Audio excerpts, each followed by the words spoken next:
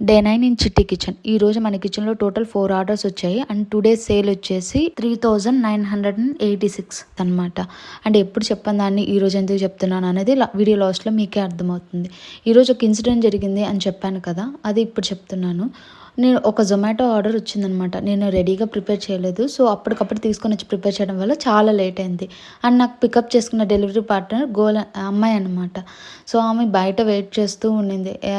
ఇక్కడ అడ్రస్ నాకు తెలియకపోవడం వల్ల టెంపుల్ దగ్గర వెయిట్ చేస్తున్నా అంటే నేను బయట టెంపుల్ ఏమో అనుకున్నాను.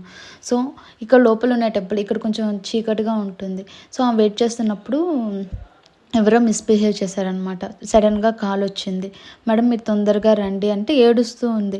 సో మీరు తొందరగా ఇంటికి రండి అని ఇంటికి వెళ్ళి తీసుకోబోగానే మేడం ఇలా ఒక ముగ్గురు అబ్బాయిలు వచ్చి మిస్బిహేవ్ చేశారు మేడం, నాకు చాలా భయం వేసింది అని చెప్పి కంటిన్యూస్గా ఏడుస్తుంది.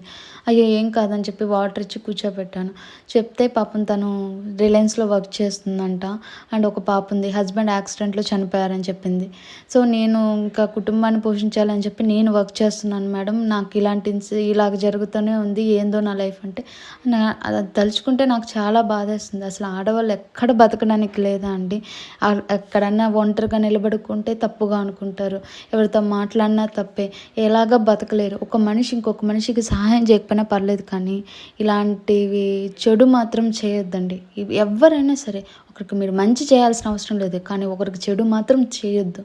బాధను నేను చూడలేక ఈరోజు వచ్చిన టోటల్ అమౌంట్ నేను ఆమెకే ఇచ్చేసాను. సో ఆమె వద్దు అని చెప్పినాకనే మీరు తీసుకోండి, మీ సిస్టర్ లాగా ఇస్తున్నాను అనుకుని తీసుకోండి అన్న.